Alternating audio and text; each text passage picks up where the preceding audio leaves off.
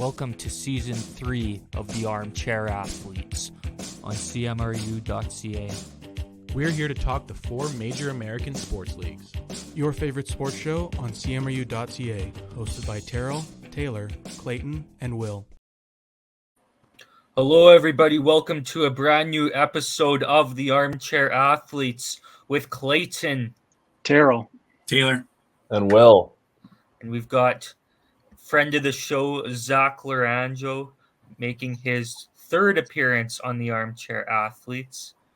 ZACK, how are you doing today? Good, boys. How are you guys doing? Doing good as well. Happy to be. So we've got a pretty loaded episode. We're actually going to lead off with the MLB. So Terrell, take it away. Just really starting to show off on a high note here. Lots of big news in the MLB this week. I think the biggest thing was the passing of Willie Mays, obviously a huge piece of MLB history, and with a recognition of the Negro Leagues recently, and then MLB's Rickwood series, kind of all tied together. So yeah, rest in peace to Willie Mays. Kind of keep that short. There isn't too much to say there. But the Rickwood series, I thought it was very cool. I just wanted to say, props to Reggie Jackson for speaking out against the racism that he dealt with when he was in the league. It just kind of was a reminder that this isn't like, 70, 80 years ago that he's talking about. He played up until 1987, so it's all pretty recent stuff. Like I said, we'll try and keep that short because I'm going to be talking a lot about the Toronto Blue Jays. I come on here every week. I sound like a broken record. The team sucks. There really isn't any other way to say it. They're terrible. Pretty much every aspect of the team is terrible.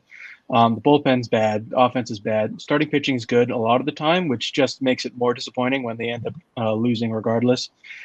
I'm not going to give recaps of the games because what's the point? They lost again last night, though, 7-6 on a walk-off from Boston. Another fun thing for the Jays, Elvis Martinez came up, played one game, and then got dinged for PEDs and suspended 80 games. So that's the end of that for him. He'll be back maybe by the end of the season. I don't know if he'll come back into the major leagues, though. What can even be said? I hope that they just lose out for the rest of the season. I don't want to see them win another game. Offense is bad. Bullpen's bad. The starters are pulling their own weight, but inevitably there's going to be a collapse from either the bullpen or the offense, and they'll end up losing. When the starters are complaining about the team being bad around them and saying that, even if they pitch well, they have to pitch perfectly or they'll lose, really just not high morale from the starters right now. You go to the other Toronto team, the Raptors, at least they know they're bad. Their goal is to be bad. And they have lots of promising young players. The Blue Jays, not so much. The farm system also sucks. So they're bad right now. The future's bad. They have the 7th highest payroll in baseball, and they're the 6th worst overall team in baseball, 4th worst in the American League. When the teams you're ahead of are the White Sox, Angels, A's, Rockies, and Marlins, really not inspiring to have such a high payroll and be in the dumpster of the MLB. The next highest payroll from a team that's worse than them is the White Sox, who are 15th, so 8 spots lower. I'd say the most frustrating part about this team right now is just the complacency from the managers and ownership. Just seems like they don't care. The lineups are horrific. There's quotes saying that Springer and Kiermaier are due to turn it around because of statistics that the Blue Jays have that aren't available to the public. What does that mean? They don't have some secret number that proves that George Springer is going to become a 800 OPS guy in the second half. To me, that's just an excuse to keep him in the lineup because his contract's so big, and if you bench him for someone else, it's going to look bad on the ownership. There are guys that are inexplicably set to make room for horrible players like Kiermaier and Springer. Why is Horwitz started in the lineup every day? Ernie Clement, same thing. They've both been the best hitters on the Jays through June. They should be in the lineup every single day. I don't care what the lineup has to look like defensively to get them out there, but there's zero excuse to have Kiermaier and Springer on the field right now. Just they're both horrific. Now we get to play a fun little game, kind of in the same vein as we did with Justin Turner last week. First of all, Chris Bassett, who is one of the starters that has spoken out about how the rest of the team is bad. In his last 4 games, he's thrown 26 innings with 20 strikeouts and a 1.73 ERA. So in those last 4 games, how many wins do the Blue Jays have in those last 4 starts? 1. 0. Yeah, I'm going with 0. I don't know. I haven't kept up with the Jays, but Zach, you have a number to throw out? 2. 2? Two of you guys gave the Blue Jays too much credit. Will and Taylor, you are correct. They've won 0 of Chris Bassett's last 4 starts. So congratulations to you guys. The next part of this fun game for the Toronto Blue Jays, there are 147 qualified batters in the MLB as of today. I want you to guess where George Springer ranks among those 147 in these stats. If you can get it within like 5, congratulations. That's pretty good. I'll just give you a few of like the standard ones, and then I'll go into some more afterwards. So batting average, where do you think he is out of 147? 132. 125. Really high up. I'm going to say 122. 140. Will, you are the closest. He is 146th out of 147 batters. We'll do 2 more here. We'll go on base percentage. Where do you think he ranks among those 147 MLB players? 139. 144. 136. 139. Again. Zach, did you say one? I said 147. Oh, okay. Will, you were the closest. He is 137th out of 147. Clayton, you kept it close. I'm changing my my name highlight to baseball. Ball and puck knower, Will Brennan. Bat knower. And then we'll throw one last one in here just for fun. Slugging out of 147. Where is George Springer? 147. Yeah, I was going to say like 146 or 147. 141. 143. He is 147th. Damn. Clayton, Taylor, congratulations. Damn. OPS also 147th. ISO, which is just like raw power, he's 139th. WOBA, which is weighted on base average, is essentially just a fancy on base percentage. He's 146th. And WRC plus, which is just runs created, it's adjusted version of that. He is 145th. So bottom 10 in every stat and dead last in a few of them. But this guy's out there on the field every day. And John Snyder is convinced that he will turn it around eventually. He does have the stats to back it up too. So all that is to say, kind of the same thing that I've said every other week, but now I'm saying it for sure this time. Sell everything. I don't care who it is. Anyone that has value, get rid of them. Whoever in the bullpen, whoever in the starter, whoever starters. Any offensive player, I think the Buffalo Boys, Schneider, Clement, and Horwitz are exempt from that. Barger too. Vlad and maybe Varsho. I'd say Varsho's a maybe. Not because I think he's bad enough to be traded, but I think he'll probably have the most value out of just about anybody on this team. But yeah, the Buffalo guys and Vlad should all be exempt from that. They're the only guys I want to see kept around from this offense. Sell the Rogers Center, the key to the city of Toronto, Ross Atkins House, anything, I don't care what it is. I'm not going to watch a second of this Blue Jays team until the entire organization is gutted. Owners, coaches, Pete Walker can stay, managers, everything. There's not going to be a midseason turnaround. Even if there is, I don't want it to happen. I'd rather see them just lose and tank out. I think they need to be hard sellers at this deadline, but I would not bet on them doing it just because I don't think that, as of right now, this ownership group has the guts. So yeah, not a lot of fun things to say about Toronto, but if they were playing better, then I would have positive things to say, but they're not. So that's where we're at right now. Alrighty. Is that it for the MLB then? Yeah, unless you guys have anything else you want to talk about. Nope. So Now, moving on to the NHL. One of the biggest games in NHL history, at least it's the biggest game since I've been watching hockey, was played last night. Actually, I don't know. That or the gold medal game of 2010. Those two probably. Um, huge game last night, Game 7, the Stanley Cup final between the Edmonton Oilers and the Florida Panthers. And the Florida Panthers are your 2024 Stanley Cup champions after winning the game 2-1 in regulation against the Oilers. And while I was happy the Panthers won, I did kind of want overtime because I just thought that would have been the coolest thing ever. Overtime in Game 7 of the Stanley Cup final. So where should we start? Do we want to go with the winners and losers of the entire NHL season? I think maybe break down Game 7. Okay. I mean, maybe some stuff that you saw, some stuff that made that outcome of the Panthers win happen.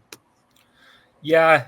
Me and Taylor were talking about the game earlier today at work, and we had talked about how it kind of felt like the Oilers team that played games 4-6 looked like kind of had nothing to lose. Like they were very aggressive in their approach to the game. I didn't feel like they had that same aggressiveness to their game last night. Now the Florida Panthers, I think, also tightened it up, and credit to the Panthers as well because their defense was blocking making a lot of key blocks on shots from the Oilers. In fact, there was the one play on the game-winning goal. Dmitry Kulikov took the rebound, scooped it out of harm's way as it was kind of sitting out in front of an open net. It ended up finding its way to Sam Reinhart. He went down and scored the game go-ahead goal to give the Panthers the 2-1 lead. And they would just hang on from there, win the game 2-1. Both Panthers goals, one of them was from Verhaeghe to open up the game about 5 minutes in, and then the Oilers quickly responded. Matthias Janmark tied it for Edmonton. And I got all excited because before the game, I made a prediction 4-1 Oilers with the Janmark hat trick. And I think my prediction still holds up because even predicting one Matthias Janmark goal, I think, is enough of a accomplishment. But no, At that point, I really thought it was going to be a high-scoring shootout of a game, just like with that quick of like back-to-back goals like that, and then it was a slugfest from there on out. It certainly was. I agree with you there, Will. And the Oilers ended up coming out today saying that Connor McDavid was dealing with an injury during these finals. So was Leon Draisaitl. I thought Draisaitl, it was apparent because I didn't think that he did it all that much for the Oilers in these finals. But like we talked about a few weeks ago, I think it was when the Canucks revealed their injuries. It's something that is it's common in the NHL in the playoffs. Teams play through it. It hurts to win. I've heard the saying that when you win a Stanley Cup, everybody gets a surgery after. Because what team isn't banged up? Exactly. From the second round on, what team isn't hurt? Exactly. I fully agree with you there, Will. And I think that the Florida Panthers are still the rightful champions. And despite the going up 3-0 and the Oilers coming back and tying the series, Panthers won Game 7. And that's what it is. It's the first to win 4. It doesn't matter how you do it. It's just the first to win 4 games gets the cup. So, Zach, I want your thoughts on what you saw last night. First off, what a playoff, eh? Yeah. That was insane. Great playoff hockey. Like we were blessed with a Game 7. Almost a unreal story by the Edmonton Oilers to come back from the start of the year, not going too hot and making it to where they got today. Yeah, it was crazy. Big props to them. But overall, yeah, it was intense. Game 7. Honestly, I thought Edmonton was pretty dominant throughout the game. I think the last 10 minutes of the third period, they're obviously getting a little bit tired there. Leon and McDavid's line was just nonstop in the third. But yeah, I'm happy for Florida. There's a couple guys on there that I really like to see win the cup, but it would have been nice to see Edmonton come away with it. But I think had Edmonton won Game 7, would have been for sure the biggest comeback in NHL history and one of the biggest comebacks in sports history for sure. I know that there's been a couple, and it's tough to compare sports, but it for sure would have been the biggest comeback in NHL history. And I agree with you, Zach. What a playoffs, and honestly, this final, I think in terms of my favorite will always be 2023, just like your favorite will always be 2018. But in terms of just pure on-ice play, I think this is the best final that I've ever watched as a fan. I think the quality of the hockey for Game 7, no matter who you cheer for, was better than every other one that's ever happened. Yeah. At least in recent memory. Like, we could go back to, like, the 60s and maybe it was good. But, like, you're not going to do that. So I think in recent, very, very recent memory, it's probably the best playoff series I've watched, potentially in any sport. Yeah. Just like, yeah. As a basketball guy through and through, these playoffs put me on. Yeah. Put me on to playoff hockey and hockey in general. Like, I had a lot of fun watching this. I will say it was a pretty, like, agonizing game to watch. Like, you're watching Edmonton, and I felt like the last period and a half, the game felt like it took so long because it felt like the Oilers were on a power play for the whole third period. So many icing. So many icing calls. So I was like, every 7 seconds they'd put Draisaitl out for the face off. He'd win the face off. It'd be a slap shot from the point through 7 bodies. It would never get through. Icing. He would come off, take a breather, come back on. You can't really expect your top 2 guys to play it's a 20-minute period. They probably played half of the period at least on the ice. You can't expect to do that. And then if you do tie, you got to play the overtime. And to be honest, you're probably playing 75% of the overtime, I would say. The bottom 2 lines don't play in the overtime. I think it would have been a tough mountain to climb for Edmonton, even if they made it to overtime. I think the fatigue would have probably set in. I think Florida was better well-rounded fitness-wise, and rolling their lines a bit better. But again, I think a lot of people talk about Edmonton and being a kind of a one or two-man show. So I think for them to win the cup, they need 1 or 2 more reliable guys, I think, to kind of balance those lines out. I know they have Nugent Hopkins, but he usually plays with Draisaitl, so it's kind of I don't know. I think if they can get one more weapon, that would help them out a lot. Again, they're in a bit of trouble with cap and whatnot, so they'd have to make some moves. But although a lot of people are saying their depth scoring wasn't going to be good, and their depth scoring was saying that, yeah, this series,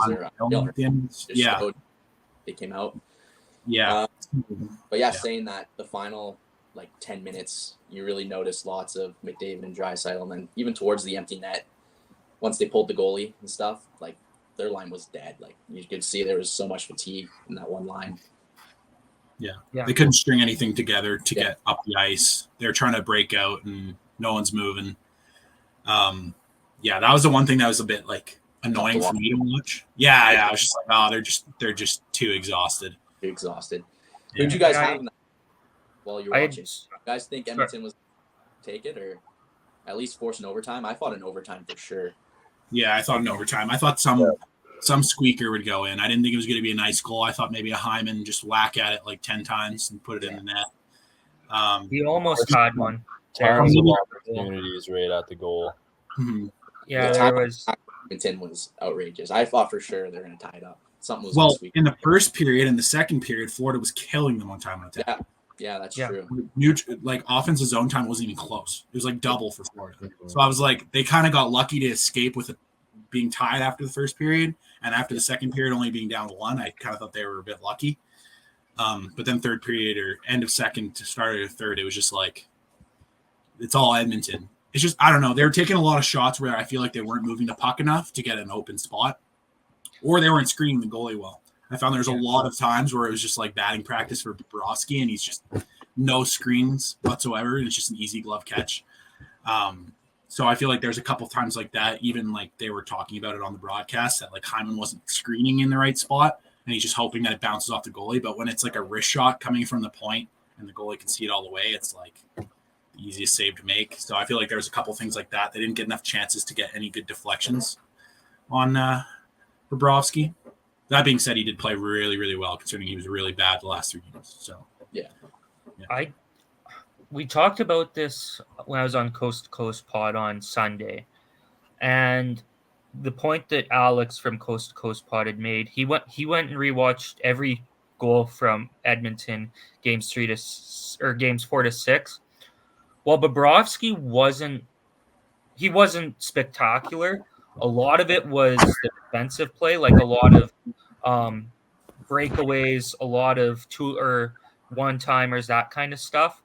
And I think you've seen yesterday that defense of the Panthers, they tightened up there, especially like you talk in that last period. Like Edmonton definitely did look like they were on the power play at times there, but I think it was more so Florida not wanting to be overly aggressive and make a mistake that could lead to a goal as well. And ultimately, it did pay off in the end for the Panthers. But the thing as well is that I didn't see McDavid, I guess, take over the game like I thought he would going into that one. Now, there was a couple of moments where he'd have the puck on his stick for an extended period of time more than normal and would make a couple of moves. But even then, like, there was the one play that he made. It was a pass to Ekholm, and Ekholm looked like he was going to break in and take the shot. And then Ekholm made a mistake where then he sent it to the slot, and it was one too many passes. Panthers intercept, go the other way, so it kind of negated that chance. And yeah, I thought in the end the right team won, as good as I thought both teams were. And as for Edmonton from here on out, like you said, Taylor, their depth scoring showed up in these playoffs. Especially, I doubted them earlier in the season, and I'll admit I was wrong about that. I thought Stuart Skinner was great in these finals as well. I think that maybe the one thing they could get in the offseason is if they could get rid of a CC or a Nurse and bring in another defenseman to, I guess, help tighten up that defense. Yeah, I mean, we were talking about it today at work if there was a possibility they could get Montour from Florida after he's a UFA, but to pay him and you're paying Nurse, you're not going to be able to get rid of Nurse, I don't think, for anything. No. Purely because he didn't have the greatest, playoffs until the finals, really. And then CC, same thing, like they're not super impact defensemen. So to get a Montour and try and free up cap space, I don't know how many teams would take on that huge contract, right? Yeah. So I don't know. They're going to have to make some changes, I think. But I don't know what they're going to do. Question: do you guys think Stuart Skinner is the answer? I think they're going to give him a run. Like, there's no way they go and get another goalie. I think they get a better backup than what they had this season. Yeah. So you have to think too. Calvin Pickard, I think, did a great job for what he was given here. But if Skinner, like we've seen at times in these playoffs where he was costing the Oilers games, if that happens next season, I don't think you can rely on Calvin Pickard. So maybe like a 1B for Skinner and almost maybe more of a tandem, but like Skinner's the guy, if you know what I mean. I mean, they were hoping with Campbell, and they were hoping Skinner would be. So yeah, it's tough, right? Like, you got someone in the minors that's getting paid $8 million a year, or whatever it is, or $6 million a year. It's not too helpful. So yeah, definitely a new goalie. Do you think they maybe give Campbell another chance as a backup? He has to go into camp and be spectacular. Yeah, I think they should at least invite him to camp, because I feel like before you go and dump that salary somehow, you might as well give him one more chance to see if he can be a B. But yeah, because that could be a great tandem if they were both playing as how Campbell played in Toronto and how Skinner played in this playoffs. That'd be like an all-mark Swayman kind of duo, but they're not. Yeah. So it'll be interesting to see. Speaking of which, we have news on Linus Ullmark later on in the segment. Mm-hmm. Yeah. One point I want to add on that. What do you think, Clayton, of Chris Knobloch coming in, rookie head coach in the NHL, making some big moves? I think he was partly a big reason to their success. I think Chris. So we talked about mid-season when the Oilers were on that 16-game win streak. We talked about on this show. So at the time, Stuart Skinner was playing phenomenal in net for the Oilers. They weren't allowing many goals. And I think that when you seen the Oilers tighten up defensively this year in the playoffs, I thought that was due to Chris Knobloch. And I thought that I was skeptical of the hire earlier in the season because to me his only winning was with the Erie Otters a couple years ago when he had Connor McDavid. But when he wasn't a winner in the AHL, so I was a bit skeptical of it. Had no NHL experience, but he comes in, and I thought he did a great job. I thought also last year, as opposed to Jay Woodcroft, who I thought got out coached when you look at that series that they lost last year to Vegas, and this year I thought Chris Knobloch, I thought he did a great job in his first year. Yeah, me too. I guess. Oh, the other part of this as well. Connor McDavid won the Conn Smythe. I agree with it, and I know I said on this last episode that I thought it should have went to Barkov, but listen, that was before Game 5. Connor McDavid was great in Game 5. Now he was held scoreless in Game 6 and 7. That's a testament to Barkov once again, and I was fine. I wasn't set on McDavid or Barkov. Like I was fine with either one. I think it's I see a bunch of people getting mad that it's McDavid because he lost, but it was a historic run they had. 42 points, the fourth most points in a playoff run. The other three, Gretzky, Lemieux, Gretzky. So what a story. In the category with guys, it's so unfortunate he didn't make the cut. Like if he won that Game 7, like, oh man, it'd be insane. Like 34 assists. Yeah. 25 games. It's crazy. There was a stat on the broadcast, and I don't know, maybe it obviously went down a little bit by the end of the game. That I think it said he was third all time in playoff points per game. I think it was 1.6 partway through the game, and I think the only two ahead of him were Lemieux and Gretzky. So yeah. And I feel like the way that modern hockey is, I think it's a lot more physical now. It seems to be even more. I think it's even more impressive than the two guys above him. Obviously, you can't take anything away from Gretzky. He did what he did. Same with Lemieux. But I think it's harder to do what he did in modern hockey than it was back in the day. Mm-hmm. Yeah, like players, the athletes are so much different. Yeah. Like a Cale Makar would have 150 points in a season. Well, that's like any sport, right? Right? Yeah, exactly. So it's just like that's what makes it so insane. Also brings up another topic. Obviously, McDavid's one of the greats, probably one of the best of all time. If he doesn't get a cup, is he considered a great? Like, he's definitely considered a great. I think he can be top 10 all time, but I don't think he's in. So for me, my 5 right now are in no particular order: Gretzky, Lemieux, Howe, or Crosby. I don't know if he cracks that top 5 without a cup. Mm-hmm. Yeah. Stuff. I seen Zach kind of cringe a little bit, the Crosby suggestion. I know you're a big Ovechkin guy. Who would you have in your top 5 right now? No, that's fair. I totally agree. I think I agree with that lineup for sure. Obviously, I'm a little bit biased with Ovechkin, maybe before Crosby. But yeah, like they both won their cups. Obviously, more accolades for Crosby. So I agree with it. But yeah, it would have been really nice to see McDavid win the cup because it's like a fairy tale story, you know. All these points he got in the playoffs, coming back all the way to Game 7, like, oh man, it would have been a great thing to add to his resume. I do also think that the cup argument's going to be held against him even more now because while he did have this historic run and won the Conn Smythe, like I said, he was held scoreless in Game 6 and 7. If he doesn't win a cup at the end of his career, I think that will get remembered. I'm so confident that he wins one, whether it's with the Oilers or not. Fair. I think so too. But at the same time as well, you hear of a lot of players that they get to it their first year, like a Corey Perry, and then they don't end up ever winning it again. No, but you have to look at how I think of it is look at famous athletes that never won a ring. Look at Allen Iverson. There was nobody on his team. Yeah. At all. Right? When he made his runs, there was nobody on his team. Charles Barkley didn't have great teams when he didn't win. McDavid, I think, is set up with players around him that are way better. Like he's got a way better rounded team than those guys that never won rings. Yeah. Like Allen Iverson didn't really have a second guy. He had Eric Snow as his twin and like an old Dikembe Mutombo. Whereas McDavid and Draisaitl are going to be a duo.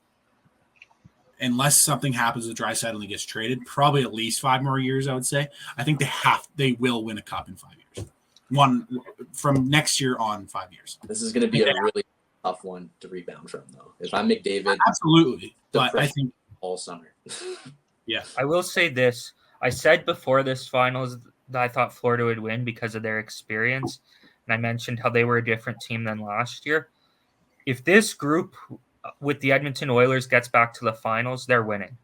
I would almost make a guarantee because you hear the story of when the Gretzky Oilers made their first final, they played the Islanders, who at that point had won 3 straight, looking for 4 straight. And the Oilers after the game walked by the Islanders locker room and they thought that it would just be a massive party, but they seen them, they walked by and everybody's got ice bags on. And at that point, they learned how to win. I think the Oilers were swept in that final when the Islanders won their 4th straight. Then the next year, it's the Oilers that go on to play the Islanders in the final in a repeat from the year before. The Oilers take care of them this time in, I think, 4 or 5 games. I think this was their moment where they learned how to win. Yeah. How I think of it, the way that we're looking at, like, from a team perspective / other teams that they're going to have to play next year if they make the playoffs, I think the West might get worse. A lot of players like Dallas, all those guys are aging. Who knows who's going to retire? Those teams, like those roadblocks. I think Florida's got some contract management they have to deal with. So who knows if they're going to be the same team next year. If Edmonton can keep it basically as close as to what they had this year, I think you're right, Clayton. I think if they get back to the final and if they have to play Florida again, I think they win. Yeah. I think so. I don't see the East. I don't see the East getting any better really either. I think it's going to be the same kind of the same cast. Toronto losing in first round. Whatever. But I just think if you hit the nail on the head. I think they noticed what they have to do to win and not to get into that position, being down 3-0 again. And the way that the league gets mixed up a lot. Who knows? Next year they might have a walk in the park, right? Yeah. When they come up against a Florida again in the final, if they do. So I don't know. It'll be interesting to see. It'll be interesting to see this offseason what they do. Yeah. And then I was gonna talk about as well in regards to the Conn Smythe voting. Now, on this show, I try not to go after anyone in media because we don't know who we're going to be working with potentially in the future. I mean, could be 10 years, could be 5 years down the road. Heck, I think Will Brennan should be on ESPN next year as soon as we graduate. But turn me up, Clayton. My thing is, so they released the Conn Smythe voting. Jim Matheson, who covers the Edmonton Oilers like regularly, had as his top, so you get 3 votes, first, second, third. First, McDavid. Okay, I have 0 problem with that. His second was Zach Hyman, and his third was Evan Bouchard. I'm sorry. That's a joke. It's bias, if I've ever seen it. Now, maybe Jim thought that the Oilers were going to win it, but I know in the past I've heard Elliot Friedman say on broadcasts that I think it was during the Tampa Stanley Cup, like he said, I submitted my ballot and I said if Kucherov gets like 2 points in the third period, I'll give it to him. If not, Vasilevsky. So I know that there's like kind of conditions on voting. So I think that that's a joke. And I think that people who do that in media should have their votes taken away. That's bias is what it is. Yeah, I have to go wash him really bad. I'll be back in 2 seconds. It's all good. So I guess we'll move on to the winners and losers from the entire NHL season. Let's hear it. First winner. Oh, thank God Taylor's not here. Vancouver Canucks. So the reason why I've got the Canucks, this was the team that I thought during the season most outperformed their expectations. And they look like a team that can compete for the next 5 years in the Western Conference and in the NHL, maybe contend for a Stanley Cup as well. They won the Pacific Division. And I thought going into this season that I liked what I saw from the Canucks at the end of last year when Rick Tocchet was hired, but we had seen that story before with Bruce Boudreau, and I just didn't think it was going to carry over. I thought that I said it. We'll end up using the clip in like a promo for the Armchair Athletes. I called them mediocre at best at the start of the season. They ended up being way more than mediocre at best. They won the Pacific Division. They lost in the second round at home in Game 7 to the Oilers. But still, for me, for this third winner spot came down to them and the Oilers. I just thought that at the start of the year, like we expected the Oilers to be contenders. Now, like I said, they had a bad start to the season. And if you want to argue Oilers for this third winner spot, I have zero problem with it. But for me, with what I saw from the Canucks this year, they're my third winner. Second, or I guess the next winner here, the San Jose Sharks. The generational tank paid off. They got the number 1 overall pick this Friday in the NHL draft, despite losing 10 or giving up 10 goals in 2 straight games earlier in the season. I guess we knew going into the year San Jose would suck. They did, but they get Macklin Celebrini in the end. And I like their prospect pool now with Celebrini, Will Smith. Got a couple of guys. I think maybe they'll add a defenseman as well with their other first-round pick in the draft this Friday. So, yeah, I think that the Sharks will be a team of the future. Zach, any comments on the first 2 picks? For the winners and losers? Yeah, though. I don't know. I don't think I agree with you with the Vancouver. I don't think they're going to carry on what they did this year. But, Taylor, you agreeing with me on that one or what? Yeah. I don't like it. Also, yeah, San Jose Sharks, Macklin Celebrini, sweet. They're already making moves too. The Wallman, the gritty guys going to San Jose. Barclay Goudreau got picked up on waivers, so they're making some moves. And then they got that young center. I forget what his name is, but yeah, the future looks bright. Sorry. Let me mute my mic real quick. All good. Well, to absolutely nobody's surprise, the big-time winner, the Florida Panthers. Who else would it be other than the Stanley Cup champions?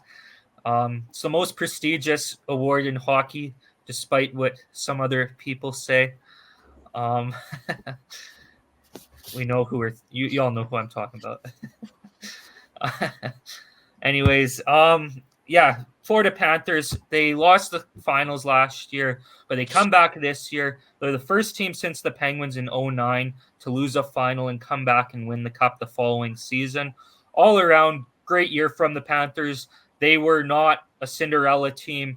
They were definitely worthy of winning the Stanley Cup this year. A couple of guys on that team as well that I'm happy for. Paul Maurice, who I made a video on before Game 7, but you know what? He was on the winning side this time, and ultimately, I think he finally – I know he said before the series, been coaching for 30 years. I don't know if he plans to retire or not this season or this off season, but at least now he can kind of go off into the distance happy at the end of his career, knowing that he won the Stanley Cup. And then a couple other players here that I'm happy for. Alexander Barkov, Sergei Bobrovsky. I think Bobrovsky, this solidified him as a Hall of Famer, first ballot. 2 Vezinas and a Stanley Cup. I don't know what the argument against him as a first ballot Hall of Famer would be. And then the last one here, Matthew Tkachuk, who I know I had a couple of weeks ago as my most hated player, but you know what? That guy's a warrior out on the ice. You can hate him all you want, but he's a player that I'd love to have on my team. He's absolutely worthy of winning the Stanley Cup. And last year carried them to the finals, came up short. This year it's a different result. He's the first member of the Tkachuk family to win the Stanley Cup. And I know that he said yesterday that we'll hopefully see Brady win in a couple of years. I guess that remains to be seen with the Ottawa Senators and what will happen to them. Also, great line from Tkachuk last night saying shout out to Calgary, knowing that he couldn't let Edmonton win. Yeah, that's great. That was pretty fun.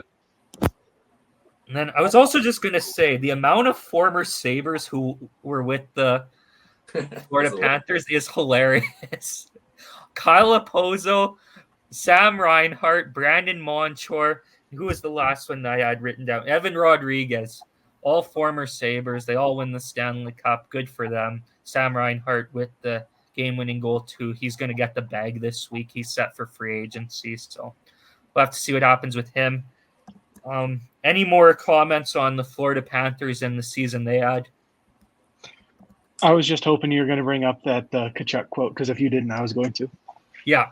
That was unreal season. I think Bob definitely Hall of Fame for sure after that performance, and just his history, his whole resume just screams Hall of Fame. So yeah, it's good. I love to see a Poso win one, OEL as well. It's great to see guys, some older guys, get their cup. Well deserved. For sure. That's one of the best parts, I think, of the presentation, seeing all the older guys get it first that have worked for it for so long. You love to see it.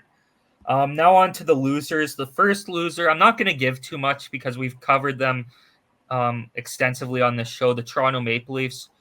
I just thought that it's more so just going back to square one after it looked like they had made progress last season with the series win against the Lightning. They're back to square one, the same questions that they had, I guess, before last season. So, yeah, I don't think that they made any progress this year. And I'm not sure where they go from here because it sounds like Joseph Woll's going to get an extension. And while I think he's a good goalie when he's healthy, I said it on this show after the Leafs lost, I don't think you can go into next season with him as the starter because I think that's a disaster waiting to happen. He has injury history, and I just think that that could really backfire on them. I think that they need a more legit guy. Next one here. I actually think they're going to have a good offseason. The New Jersey Devils I have as a loser. And, I mean, they've already started to have a good offseason. They got Jacob Markstrom in the trade from Calgary. We'll talk about that in just a little bit. But for the Devils, they had sky-high expectations going into this season. I thought that they would be potentially in the Stanley Cup final at the start of the year.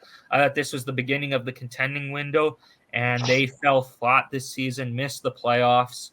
Just not a good year for New Jersey. Luckily for them, they do still have their first-round pick, so they're going to have the 10th overall selection on Friday, and I expect they'll get a good player. And then the last one here, the ultimate loser. I couldn't think of anyone else for this. It was pretty crystal clear to me who it was. Alex Marullo, a.k.a. now the former owner of the Arizona Coyotes. And I had this decided before today even, when he walked away from the Coyotes brand completely. What a disaster that was there at the end of the season. And it all happened so quick. It was absolutely crazy. I want to see hockey back in Arizona at some point. I don't think it's going to be for a while. At this point, the 5-year window, I think that's out the window. And then I think it'll be probably 10 years at least till they get the arena. They were supposed to then, once the team moved to Utah, they were supposed to bid on land at the one land auction in Arizona for their new arena. The land auction got canceled, and now Marullo's completely walking away from the Coyotes entirely. And that was kind of what hinged on their 5-year plan, was getting that piece of land, building the new arena, and hopefully bringing another team back to Arizona. I think it'll happen eventually. I just don't know when. Any more comments on the winners and losers from the 2023-24 NHL season? I'm surprised you didn't have Edmonton as a winner, not ultimate. Yeah, that's what I was gonna say. Yeah, I agree with your winners team. Played unreal. It's like a fairy tale story. I just think you also look at their season. Sorry? You look at their season 2 being so bad. They would have probably been ultimate loser after 20 games for sure. Yeah. Yeah. Their season in a whole was definitely a win. Oh, absolutely. That's why I was kind of surprised that you didn't put them as a winner. But yeah, and I thought they were one of the teams I thought of for this, for sure. They're probably, if I had 4 winners, they probably would have been on there, but only got 3. And I don't break my rules when it comes to the winners and losers. Now on to the news. And we talked about the Stanley Cup Final Game 7. Hockey Hall of Fame class of 2024 was announced earlier today. And I just want to get this out of the way. They didn't announce it. They weren't planning on announcing it the day after the Stanley Cup Final to try and hide their selections. It was planned for months, this selection day. It was more so the NHL who planned the Stanley Cup Final around the Hockey Hall of Fame announcement. So I just wanted to get that out of the way first. But for the Hockey Hall of Fame, class of 2024 has been announced. Shea Weber, Pavel Datsyuk, Jeremy Roenick, Chrissy Wendell-Pohl, Natalie Darwitz, David Poyle, and Colin Campbell are all going into the Hockey Hall of Fame. So the three men's players, Shea Weber, Pavel Datsyuk, and Jeremy Roenick, I think they're all worthy of being in the Hall of Fame. But as you can see right here from my... I get so confused with the mirroring on this. As you can see on my thing under my name there, it says Mogilny for Hockey Hall of Fame 2025 because at this point, I don't know why they're keeping him out, especially because it's not like I said 3 names here. There's 4 names eligible that they can put in on the men's side every year. I don't know why they didn't use all 4. Actually, I have a theory why they didn't use all 4. It's because they used 2 on the women's side, and for whatever reason, the Hockey Hall of Fame, even though they can put 2 on women's side and 4 on the men's, they just don't use their power to do so. I don't know why, but that's just, I guess, the way it is. I would, if I could be provided with an explanation, I'd give it here on this show. But the Hockey Hall of Fame voting has 0 transparency. It's 18 board members that sit in a room and vote. Media is not allowed in there, and nothing escapes that room and what's said in there. I wish that it was. And while the Baseball Hall of Fame voting, Terrell, I know isn't great, they have issues every year. At least there's transparency. I wish there was that for the Hockey Hall of Fame. Like I said, the names that they have this year, all of them are worthy candidates, except I'm a little baffled by Colin Campbell. He was a league executive, and yeah, I'm not a fan. I could say that. But as for the players themselves, all worthy candidates. I was a little surprised to see Shea Weber going on his first ballot, but I think that he wouldn't have gotten in next year because the defensemen eligible for next year's Hall of Fame are Duncan Keith and Zdeno Chara. They're going to go in first ballot, so I think that Weber going in this year is almost best for him. Datsyuk, I had him in my picks for the Hall of Fame video. I'm ecstatic about that one. Jeremy Roenick, while he wasn't in my video, he was heavily considered. It came down to him, Theo Fleury, and Rod Brindamore for the last spot in my video. So, yeah. I guess I'm a little surprised now that I think of it that Marleau didn't get in as well for the games played record. I think he'll get in at some point, though. But like I said, Alexander Mogilny, he better go in next year because just being the first player to defect from the Soviet Union to go play in North America in the NHL, I think should get him in the Hall of Fame, that itself. Maybe as a builder, because I think that's more so their legacy on the game type of thing.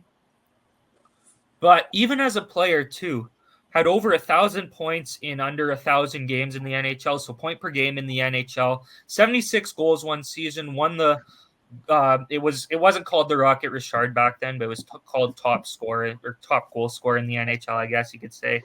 Won it that year with 76 goals. He's one of 6 players to score 76 goals in a season. The other 5 are in the Hall of Fame. I'm baffled at this point. And he's won too. He won a Stanley Cup. He won a gold medal in the Olympics. He won World Championship gold as well. The only argument I've seen against him, and this was more so people just being like the reason why he didn't get in, was probably this, was because of the bench clearing brawl between the Soviets and Canadians in 1987 in the World Juniors, which was also the reason why people theorized that Pierre Turgeon didn't get in for the longest time because he didn't participate in the brawl. He sat on the bench instead for Canada. My thing with that, huge moment in the game, but get over it. It was how many years ago now? 37 years? Like, get over it at this point. It's 2024. Put Alex Mogilny in the Hall of Fame. If that's the only thing keeping him out, it's a joke.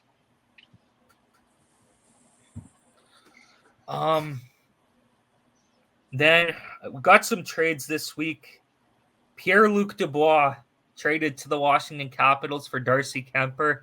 Zach, I want your thoughts on it first. I absolutely love it. I think it's perfect. It's a win-win for both teams. That's how I look at it. I think LA is going to get a goalie that has potential, and we're going to get a player that has potential. I know Darcy Kemper, he rode the pine all year, so we kind of just dumped that salary. And I know his contract's hefty, but like we're kind of starting the rebuild, kind of not. We're just keeping the team relevant. I know the GM has been very clear. Since OV is going to be there, they're going to be relevant until he retires. So giving him some forward depth, we needed a center.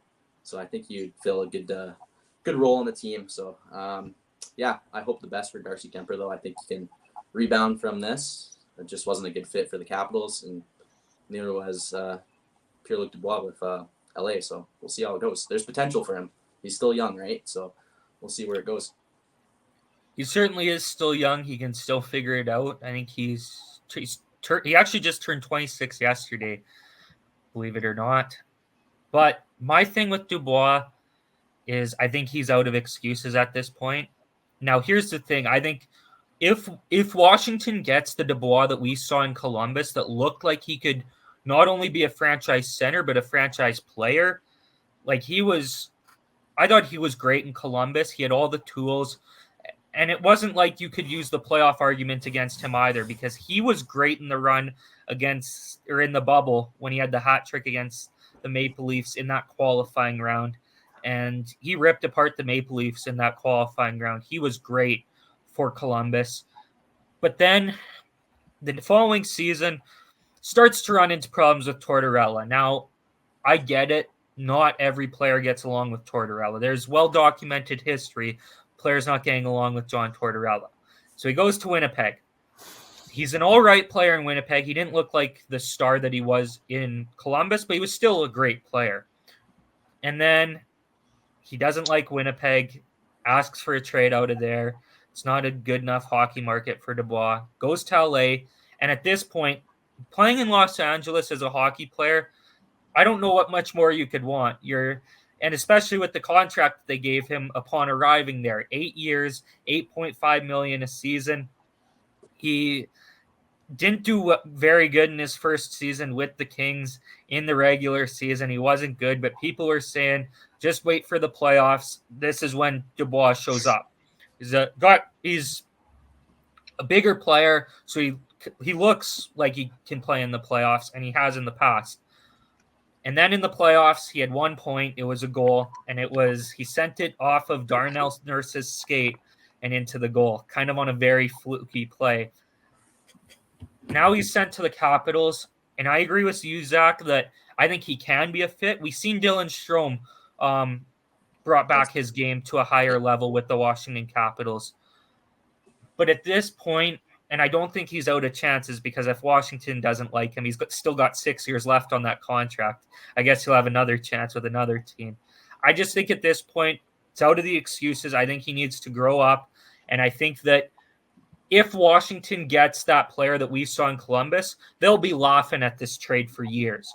But if the problems continue with Dubois, I think it could be a tough contract there for the next 6 or 7 years. Yeah, no, I totally agree. But Capitals are not making a playoff push anytime soon. So it's an Ovechkin goal chase from here. So I'm happy with it. Give some forward depth. Like you said, Dylan Strome, like that's supposed to be a third line center. He's on their top line. So it's good to see we actually have somebody that has some potential coming in and give some aid to Ovechkin, on that power play. It'll be good. Good to see. I agree as well. Now for the next trade, Jacob Markstrom sent to the New Jersey Devils. Calgary retained 31% of Markstrom's salary. In exchange, the Devils send the Flames their 2025 first-round pick. So that's not pick 10 this upcoming Friday. It's what hinges on whatever the Devils do in this next season. And Kevin Ball, who's a very tall defender, for, I guess now the Calgary Flames, was with the New Jersey Devils. I like the move for the Devils. I really do. And it seemed like their biggest issue this season, and I know I had them as a loser, but their biggest issue was goaltending. They had Vanacek, who wasn't great. Akira Schmid showed flashes in the previous season, but did not show any of that this year with the New Jersey Devils. Then they got Kaapo Kähkönen at the deadline, and I thought that he would go there and tear it up for the Devils, but they were already kind of out of position. So I think at that point they were just kind of – I think at that point they had already waved the white flag on the season, it seemed. Now, I think that going into this next season, I'm high on the Devils. They get Markstrom. I think they're going to get a good player in the draft, but he probably won't play this upcoming season. So, yeah, I like the move for the Devils. What do you say, Zach? Yeah, I love it, especially for the Devils season, what they had. I mean, to be fair, they were pretty beat up at the start of the season, so it wasn't too hot of a start, and the goaltending is definitely a position where they needed to look at. And I think Markstrom, bringing him in, is a young group. He's going to bring some leadership to the locker room. I know he's probably a great guy to have in the room. Veteran presence, great goaltender. And then same thing with Calgary. I think the rebuild is starting now. We see that. And, yeah, they got some good picks. They got a good prospect coming up, so it'll be good. Yeah, I agree. And then the next one here, next trade, Ty Dellandrea trades San Jose for a 4th-round pick. Under the radar move compared to some of the bigger trades that we saw this week. But I think it's worth talking about because for me, Ty Dellandrea, kind of a player that, and he's a younger guy, but I didn't think he was going to become a star in Dallas just because I think that there's other younger players at the top of the lineup that I think are better than Dellandrea. But Ty Dellandrea, I've seen him play against my Golden Knights twice now in the playoffs, 2 years in a row. Anytime he was on the ice, that 4th line for Dallas this year in the playoffs, they caused havoc for the Golden Knights. And Dellandrea, for me, I thought was a player who you look at for a Stanley Cup team and you look at the depth and you talk about their depth and you talk about guys like Ty Dellandrea. That's the kind of player he was for me. He's a depth guy that I think can take a team to that next level. Kind of similar to one of the retirements we had, Andrew Cogliano, like what he was for the Colorado Avalanche, the year they won the Cup, where he's not a star, but you look at the depth and you say, yeah, they got guys like Ty Dellandrea there. That's the kind of player I thought Dellandrea could be for Dallas. I think it's interesting that he's going to the Sharks. Maybe he'll have a bigger role there because talk about the young players, but they probably won't hit their full potential till 2, maybe 3 seasons from now. So maybe Ty Dellandrea can find a bigger role on the Sharks. Next one. This was the one right before Game 7 yesterday. Linus Ullmark traded to the Ottawa Senators for Jonas Korpisalo. Sens retained 25% of his salary. 1st-round pick, and that 1st-round pick is 25th overall, not 7th overall that the Senators keep. And Mark Kastelik, who's kind of a 4th-line player. But for the Bruins, I think they could have got a bigger return here. Like, I think this is similar to the Markstrom return. I just think that I thought Ullmark would have gotten a bigger return than Markstrom did. And I know when the Flames got or traded Markstrom to the Devils, a lot of people were saying they should have got the 10th, myself included. But, I mean, kind of makes sense now when you look at this trade because if the Bruins weren't asking for 10th overall for Ullmark, then the Flames definitely were not getting that for Markstrom. Yeah. I think it's a big win for the Senators because I thought when we heard the rumors earlier this week that Ullmark could be going to Ottawa, I thought it was going to be for Chychrun, and now they keep Jacob Chychrun. They keep they have Linus Ullmark now, who I think was goaltending was the problem. I was going to say Ullmark was the problem. No, he's not. He hasn't played a season there. Goaltending was the problem this year, I think, in Ottawa. Has been for a couple years now. They just haven't had the guy. Maybe they should wait a season on Philip Gustafsson, but ultimately wasn't meant to be there. Cam Talbot was there, and he didn't perform all that great. Jonas Korpisalo, I thought that was a bad contract from the day it was signed. He ultimately proves to not be the guy in Ottawa. I think Linus Ullmark's going to be the guy there. I think it's the right choice. And then, unless you guys have any comments on any of those trades as well. It's the Swayman show now. Yep, certainly is. Full attention's on Swayman there. He played great for the Bruins in the playoffs. I think he is a Vezina favorite for next season. How crazy would it be if Ullmark and Swayman both finished as finalists for the Vezina? That'd be cool. Yeah, I could see it. But I know we're running a bit long here on the NHL segment, so I'm going to try and wrap it up here. Todd McLellan's been hired as the next head coach of the Columbus Blue Jackets. Okay, when are we going to announce that Todd McLellan's fired as the head coach of the Columbus Blue Jackets? I know that sounds harsh, but he's not a guy. To me, he's not a guy you can win the cup with. He's actually the head coach of the last team to be reverse swept in the NHL playoffs, the 2014 San Jose Sharks.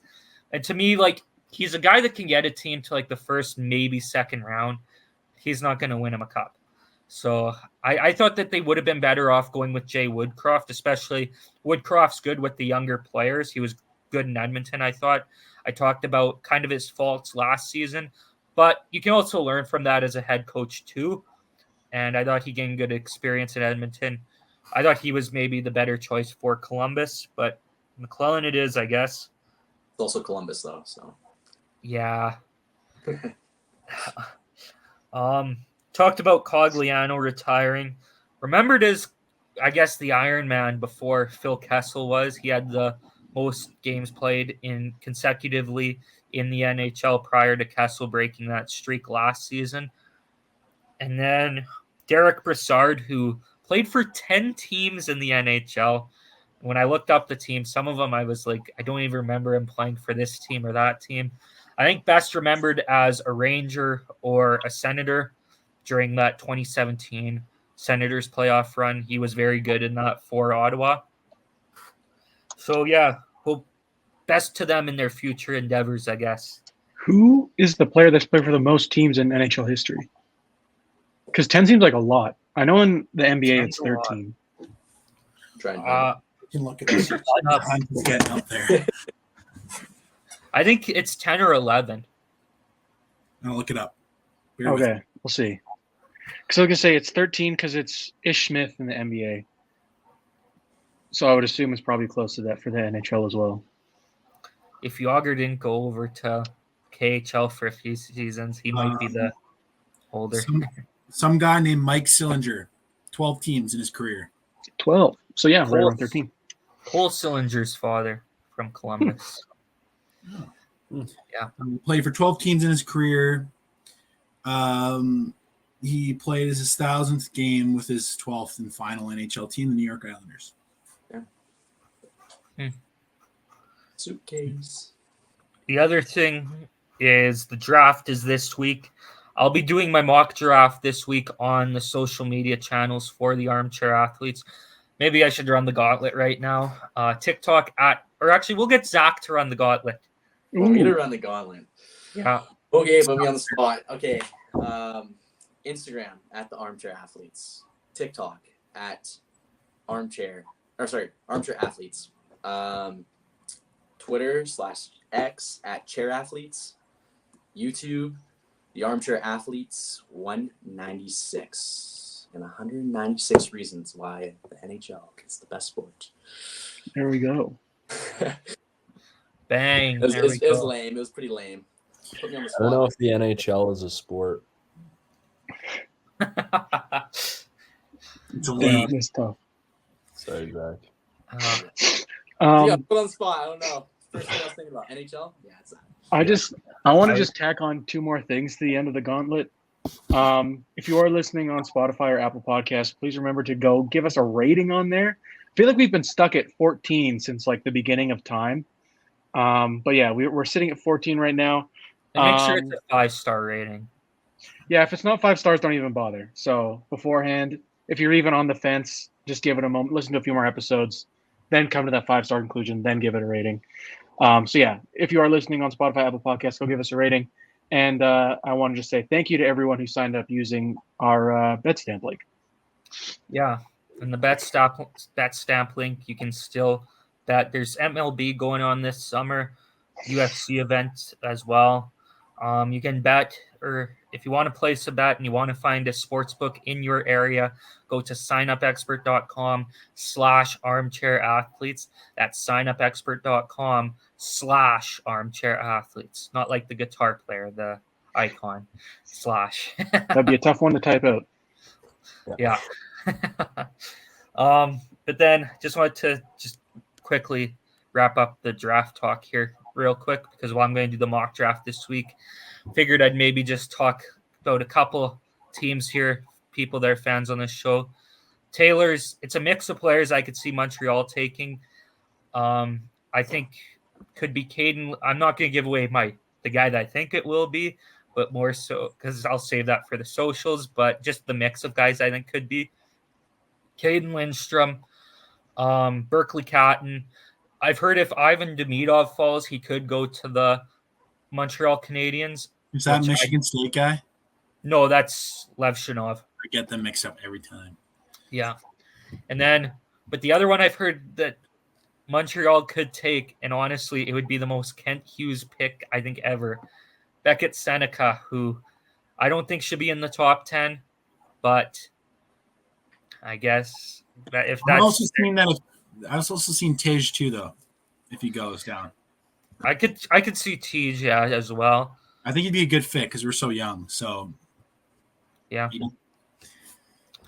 And then we got Zach's Washington Capitals at 17. They're pretty close to the Golden Knights at 19, and I kind of have the same mix of players for both of those teams that I could see going. I've got Trevor Connolly, who's a forward, very skilled forward out of the USHL. Liam Greentree out of the OHL, who's not quite as skilled, more of a shooter, I think, than anything. But I think he's gonna, if a team can develop him right, I think he can become a star in the NHL. Stian Solberg and Michael Hage as well, I think, will be in that mix. Solberg's a very mean defenseman out of Norway. And then Michael Hage, more of a 200-foot center out of the USHL as well. Had a tough start to the season, but finished off very strong, which helped his draft stock. So I guess we'll just have to see what happens on Friday. The last message I was going to leave for fans of the Armchair Athletes: don't roast me too much on my draft this week, because it's the first time I've ever done something like this. I'm just kind of starting out when it comes to this draft talk. So take it a bit easy on me. I 100% welcome debate. If you think one of my picks is wrong, feel free. But don't be calling me an idiot, or else these guys know how it is. I'm the type of guy that always needs to get the last word in, and I'll make sure that I do. Come back like 5 years later to prove yourself that you're right about a draft pick. Yeah. But that does it for the NHL segment. Great NHL season. Looking forward to next year. Yeah. Where do we go from here? I think NFL, if we have anything to talk about. I don't think there is. Jacksonville's building a new stadium. I was going to say, yeah, huge news. And that's it for the NFL segment. I think it was, I tried to find any NFL headlines and really couldn't. It's all just rumor stuff. It's just Jordy Nelson's excited for the Packers offense. No way, really? Should we talk about that? No. I can't believe this. That's so insane. Yeah. Yeah, I guess we just do NBA then. Do we want to chuck in the ad break, or? Well, Clayton kind of did it. You can never hear enough of our great sponsors, so. It's very true. Okay. Exciting news. The Armchair Athletes are pumped to announce our partnership with Betstamp and Sign Up Experts, opening up an incredible opportunity for you to join some of our favorite sportsbooks to get the best odds and new user offers. If you're ready to take your sports betting to the next level and maybe cash in on a parlay or a sleeper pick that you think is a moneymaker, we highly recommend signing up for your next sportsbook through our Sign Up Expert link. Head over to our dedicated page at signupexpert.com/armchairathletes to explore a selection of sportsbooks tailored to your region, each with unique offerings. Click the link in this episode's description to sign up now. Word. So, damn. if you want to sign up for signupexpert.com/armchairathletes to find a sportsbook available in your area and find the latest offerings from sportsbook as well, new user offerings when you sign up for those great sportsbooks on our landing page. So go to signupexpert.com/armchairathletes. Yeah, on to the NBA. Not too much going on, mostly just free agency kind of rumors and a couple signings. We're coming in on draft time. At the time of this recording, it's tomorrow and the next day. But if you are in tune with the NBA, you probably have heard that this isn't the most exciting draft. And I don't know about you guys, but I haven't done as much research as I probably could have. So not really even going to touch on it. Maybe we can do a recap and talk about some picks that we like after it happens. But we will not be doing a mock draft or anything like that. It's pretty much a consensus from everyone that I've seen that talks about the league, that this draft class just does not hold up to really any of the ones in recent memory. It's one of the worst we've seen in a long time. So there just really isn't too much to talk about or be excited about. And I think a lot of it would just be like, this player is not very good, or we do not think this player is very good, or we don't think this player will live up to expectations. And that's probably going to get pretty boring to hear over and over again. Yeah, I guess we could talk about some news that happened. Probably the biggest piece of news is the trade between the Chicago Bulls and the Oklahoma City Thunder. Last week or a couple days ago, we saw these teams make a trade, and it was a straight-up player-for-player deal, Josh Giddey for Alex Caruso. And we've kind of had some discussions in group chats and stuff. Me and Terrell had a little debate the one day. I think we were both fresh off of work and just in the mood to talk about Josh Giddey.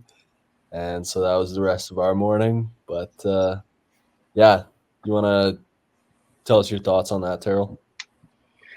I will not be the first person to say that I don't think Josh Giddey is very good at basketball, and I will not be the last person to say it.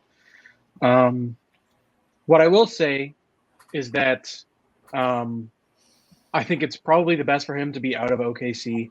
There's just such a logjam of talent on that team, and I don't think he really had the space to develop properly. He just wouldn't have enough playing time. But my issues with him going to Chicago is that he went from a team with great spacing and shooting in OKC to one of the worst teams in terms of spacing and shooting in Chicago. And there's a stat, I'll see if I can find it again, but I know I sent it to the group chat when I first saw it, that I got to dig through the bookmarks to try and find this. Yeah, there we go. So Giddey's made 214 three-pointers over his career. NBA tracking data says 176 came without a defender within 6 feet of him, which is over 80% of his three-point shots. And when a player was within 6 feet this season, he shot 19% from three. So when there was anyone even looking at Josh Giddey the wrong way when he was shooting a basketball, he was shooting under 20% from deep. And obviously OKC, fantastic playmaking with Shea, great spacers on the rest of the floor. And now you're moving to Chicago, where you are going to be the primary ball handler, and you aren't going to have those same shooting threats all around you. It's going to be more clogged up for him, and I think it's going to be a bit of a struggle. But I think we've seen that, he has at the very least the talent to be a good passer and good rebounder. Now, will that be enough to make him some like all-NBA, all-star caliber player? I don't think it is. His scoring just isn't where it needs to be, and he's not athletic enough, in my opinion. But like I said, this is not a controversial opinion to hold. You've probably heard, if you follow the league at all, from 1,000 different people that Josh Giddey is unathletic and not the best shooter. So you'll hear it again from me, and you'll probably continuously hear it throughout the season. But yeah, I'm not the biggest fan of this deal for the Bulls, but I do understand why they did it. Yeah, I think like I'm definitely in agreement with you that it's not the best deal you could make, but I also think that if you're a Bulls fan, you're not happy with this deal. But I think the silver lining of this deal is definitely that the Bulls are looking to trade their guys and rebuild this team, which has been a long time coming, as they've been a year in a year out play-in team and haven't been able to do anything with it. So it's definitely a good sign that the Chicago Bulls front office is willing to trade their guys. Yeah, I completely agree. Now the rest of it is just going to be if they can get rid of Levine. They have been trying. I think they also are going to have to try to get rid of DeRozan. I think trading away Caruso is the kind of guy that like a contending team wants. And if you're getting rid of him and the objective is not to rebuild, I think that's also a mistake. Like if Chicago still thinks they are a playoff team, Caruso for Giddey straight up is just a bad trade if you think you're going to be competitive this year in the East. Like there's no other way around it. So if this isn't a complete rebuild for the Bulls, this trade looks even worse than it already does. Mm-hmm. Yeah, for sure. But I mean, on the other end of it, I think Josh Giddey is like the perfect complementary piece to that OKC team. Obviously, we've talked about them needing size, but I mean, Alex Caruso is a player that every team wants. And I sent a meme earlier where it was like a scenario of a player playing against OKC, and he goes from being guarded straight up by Caruso to switching on to Cason Wallace to Lou Dort coming to help, and then seeing Chet Holmgren kind of creeping up through the paint. And it's just, that sounds like any NBA player's hell. Mm-hmm. So this OKC defense is going to be terrific next year. Yeah. And I think that this trade for them makes a lot of sense. Again, Caruso was a good three-point shooter last year and one of the best defenders in the league. But like you said, they do still need that size. And I think that's going to be their main priority. I think that this shows that they're like ready and willing right now to try and contend next season. Because obviously they're the first seed this year. So they're looking to make whatever improvements they can. And there are a lot of good big men out there on the market. I think Isaiah Hartenstein is a guy that has been linked to them a lot, and I think that'd be a great fit. So hopefully they can get a move like that done, because if so, then this OKC team becomes very quickly like the real deal out west. Mm-hmm. We could probably move on, I guess, to some deals that have been made. The biggest deal, JJ Redick officially signing on as the Lakers head coach. What do you guys think about that as podcasters? Does it give you the feeling that, hey, maybe one day you can coach the Lakers? The way they go through head coaches, I think all of us will get a chance. Like, I get the rationale behind it. I understand he's like a smart basketball mind. And he's shown that obviously through the podcast, but there's no way that this goes well, right? Like, I don't think this is going to end well for anyone involved. I think he's like Steve Nash. My only doubts are that, has it gone well for any Lakers coach? That's what I'm saying. Frank Vogel won a championship and was fired 2 years later. Darvin Ham was a pylon on the bench. And yeah, so I don't know. I think JJ Redick has the opportunity to be a good coach because, I mean, he doesn't have any other coaching experience besides, like, I think he tweeted out that he's coaching like his fourth grade kids team. So that's like all his coaching experience. But as funny as it is to like compare his podcasting experience to NBA head coaching, like you said, he does have that ball knowledge. He knows the game very well. He played however many years on some very competitive teams. And through his podcast, you can tell that he has the respect of players. Anybody that comes on his show, it feels very genuine. And he has the ability to connect with these players. And he has the ability to connect with LeBron. And he has the respect of LeBron. And that's probably the biggest thing of being a Lakers head coach right now. I will say that, like, I talked about basketball in the playoffs. Kind of like how you guys like the hot NHL for the playoffs. I was kind of watching NBA during the playoffs, kind of different, opposite scenario type of thing. And I like the way that JJ Redick covers the game. Like, I think he's a great analyst. So, like you said, Will, I think he definitely has the respect of people around the league. Mm-hmm. It's just funny. Like, it is. The Los Angeles Lakers are getting coached by a podcaster. Like, that is objectively funny. There's no other way to, beat around the bush on that one. Like, I hope it works out because I think Clayton said, he's a great analyst. So I hope it works out because everything that I've watched with him and LeBron in their show, and then everything he's done outside of that, has all been like not only entertaining but also just really informative and like a good contrast from the majority of other mainstream basketball content that we see. So yeah, I hope it works out for him, but I don't know. I think just about anyone in this Lakers head coaching situation, it's a tough battle to fight. Do you guys think that the Lakers will draft Bronny James to keep LeBron around? I don't think he falls to them because I don't think they take him in the first round. I think that's a reach, and then their second rounder is until 55. Do you think someone scoops him up by then? I think somebody takes him by then, just for the sheer chance of LeBron coming and the potential.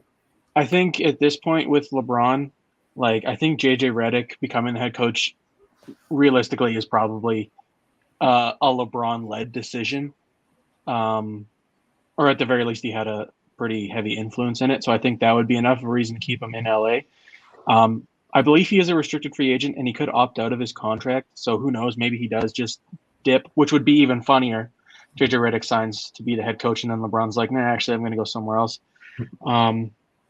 Yeah, I think he is going to stay regardless. And yeah, I do agree with Will. I don't think Bronny stays until 55. Mm-hmm. Next deal, Malik Monk signed a 4-year, $78 million deal with the Kings to stay. You said, Terrell, that it feels like a wicked underpay. I fully agree. But I also think that his fit with this team and his role is very crucial to their success, and I'm sure he understands that as well. So that's probably a big reason for it. Yeah, I just was kind of shocked he didn't, go get a bag from somewhere else, because I was kind of expecting at least that 100 million range and 25 annually. But for Sacramento, I think that's a steal. Obviously, sixth man of the year, he was incredible with them.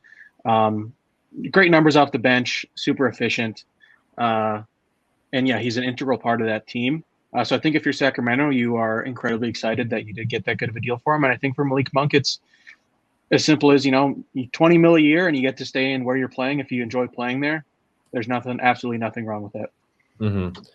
I saw a report that De'Aaron Fox has said that he won't sign an extension this summer, or at least until he gets some clarification from the Kings organization about what their future is looking like and what they plan to do with him and the team around him. So I think while this Malik Monk deal is great, you really have to figure out what's going on and have the support of your arguably best player, De'Aaron Fox. Yeah, that's very true.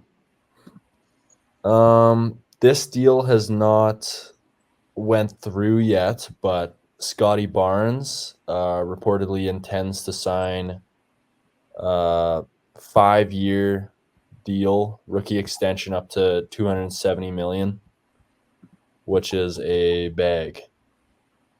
And I think it's a great move by the Raptors. You can't not pay him. Yep. Mm-hmm. It's kind of, for me, it's kind of in the same spot as, like we talked about that Trevor Lawrence deal last week, although I think it's obviously a little bit different for Scotty. But like you said, you can't not sign him. And I think it's good to get ahead of these rookie deals while you can. And I think he's fully deserving of that contract. That 3-point shot continues to improve. He's shown he can do everything else on the floor. I think he'll be like a high-impact all-star guy by next season. So I'm super excited for him. Highest paid player in Raptors franchise history. Maybe not deserving of that title, but at the same time, it's just how contracts work. Yeah, and maybe one day he'll live up to that potential.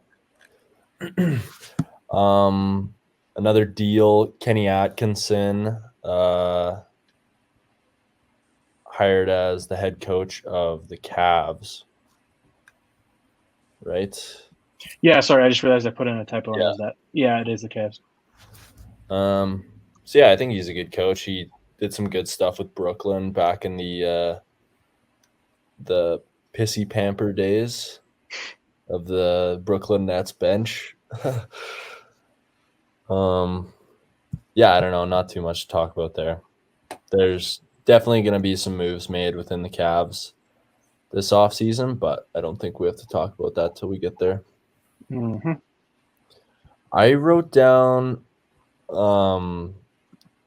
this isn't NBA, but there will be Olympic basketball this summer, and with Team Canada being a part of the Olympics, they released their training camp roster, highlighted by a bunch of NBA talent. It's looking really good.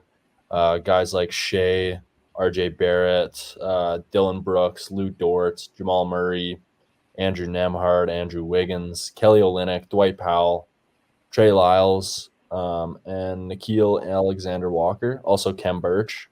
All those guys, NBA talents, and then a bunch of other guys that have been around the Team Canada. But one thing I wanted to talk about, the last player named to this roster, and I wanted to get Taylor's thoughts on this. ZACK is a part of this training camp roster. What do you think about that? I think they might carry him, but I don't think he'll play much. It'll be, you know who it'll be like? It'll be like Christian Laettner for the U.S. team back in the day. Like college guy, decent in college, will carry him with the team and he won't play kind of thing. Give him an experience maybe.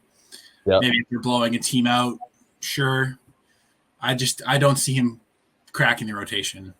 Not saying that Canada's team on paper is absolutely unreal. It's the best one we've had probably ever, but still, compared to some other teams in the tournament, I don't know. I've talked about it a lot. I'm not a big ZACK truther. I don't really like him, hence the little name tag here. I don't think he's going to be an NBA player for very long. He's not athletic, Anyways, we don't have to get into any of that.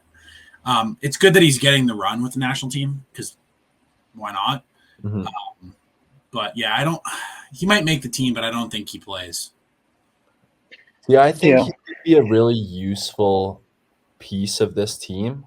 Just because of his sheer size and because you're going to have to match up. If you end up with matching up against the U.S., who have Joel Embiid probably as their starting center. I don't think ZACK stopping Joel Embiid. I think ZACK Edey's doing a better job than Dwight Powell or Kem Birch. Maybe, yeah. I just think mobility-wise, it's not a good look. No, but he can man the paint, and FIBA rules are different. On defense, you can tip the ball out of the rim.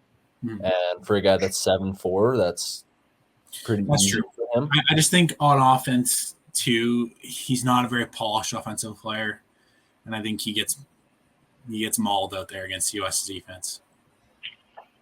But again, I could be completely wrong, but I'm not a coach. But I just, from what you see in college, there's so many players that were defensive players of the year, or national players of the year that didn't pan out, just because they're scoring dozens of points 5 feet from the rim, playing against the zone, basically all the time. Whereas in the NBA, it's all individual defense for the most part, and all the best players from each college team are playing. So I don't know. I think it's going to be a very, very big adjustment for Zach Edey. He needs to be able to shoot from the perimeter because there's basically no centers now besides maybe Gobert that doesn't shoot threes. I don't know. I'm just not convinced. I'm not convinced at all. But who knows? There's been so many good college players that never panned out in the NBA that were good in college. Oscar Tshiebwe was 2-time National Player of the Year, and he's playing for the G League for the Utah Jazz. He's like 24. He's old. There's players that have been good in college that didn't pan out, and I just feel like he's not fast enough. He doesn't shoot from the perimeter. He's basically just a back it down hook shot guy, maybe some rebounding, which is good for end of game if they decide to do that. When it's a free throw matchup and you need an offensive rebound or a defensive rebound, sure. He's going to need a lot of work, I think, to make useful in the NBA. I think his ceiling could be like Rudy Gobert and be a very good defensive player and a decent offensive output. But I think he could also be Anthony Bennett. So who knows? Yeah, I don't know what his NBA career is going to look like, but I do think Team Canada has the opportunity to, if they take him on the roster, I think they have the opportunity to kind of shake things up in game and throw out a guy that's big enough to just maybe give the other team an issue as far as scoring in the paint or I think it's dumb for Canada to waste a roster spot if they know he's not going to be playing at all. So use him against some maybe lower tier teams when you're winning, and just give him some run. And then maybe, like I said, use him situationally. Don't use him all the time. I don't think he starts. I don't think he even gets. I think he maybe plays 10 minutes a game, and that's at the ceiling. Maybe in a bronze medal game if we're not going to win, sure. Give him some run because it's like a training camp for him, which is a good thing. Because that gives him an advantage because most of the other guys in the draft aren't playing international basketball this summer. They're just working out. So that might be a good thing to get him some run. But again, I don't know. It'll be interesting. He's a very big question mark. I don't think he's going to go very high in the draft. Maybe I would say maybe he squeaks in the top 25, but he goes no higher than 20. He's definitely going to be the 12th man if he makes the team, but something to look out for this Olympics. And then I think the last point in the NBA you wrote down, Terrell. Here's the thing. This discussion could drag on for a little bit if we want to get into it. We could do it next week too. Really, it was just I want to talk a little bit about. There was an article that came out last week about Michael Jordan's 1988 depoy season. There's potentially some fudging of the stats when he was playing at home. I think we'll maybe save this discussion for next week. But if you are listening, I implore you to go read the article because it is actually pretty interesting. Wasn't it just the Bulls scorekeepers just giving him extra point, extra rebounds, extra stuff like that? Was it kind of like that kind of thing? Yeah, his steals, I think the totals doubled. Steals and blocks doubled from away and home splits. Oh, that's the only reason Zach was good at hockey. He was all just assists when he was on the ice. So,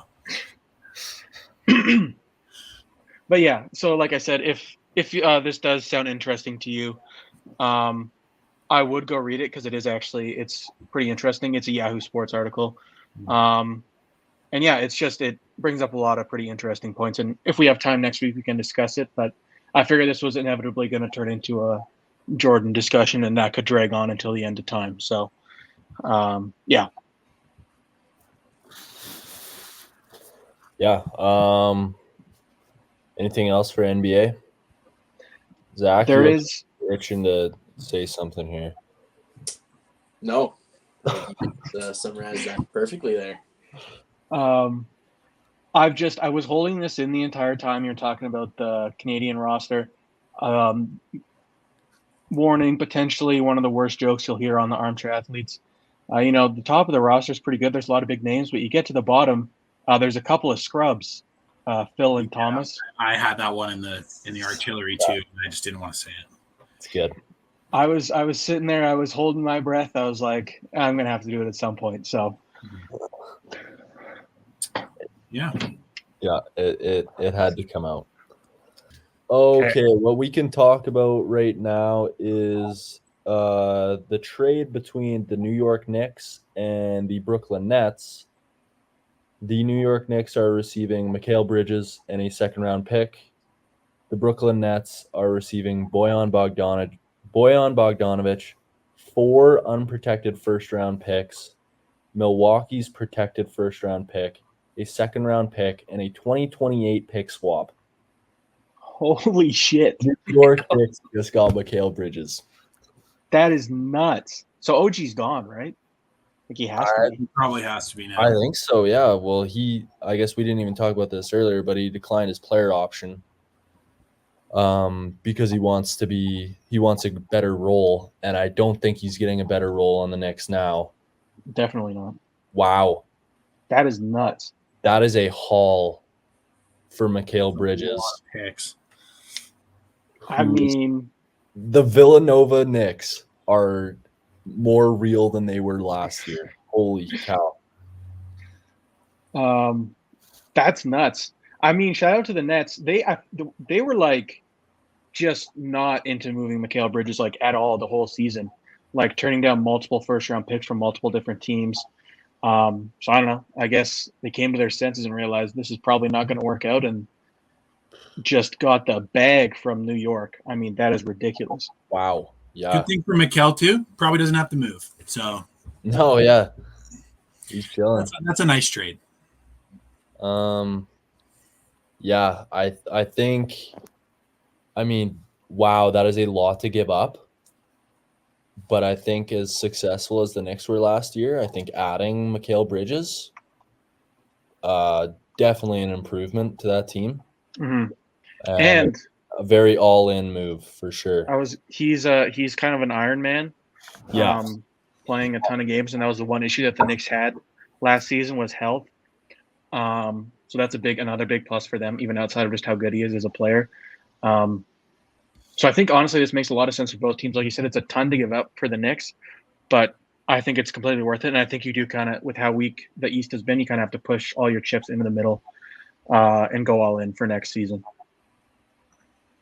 Wow. Yeah, that's nuts. So, because they gave up did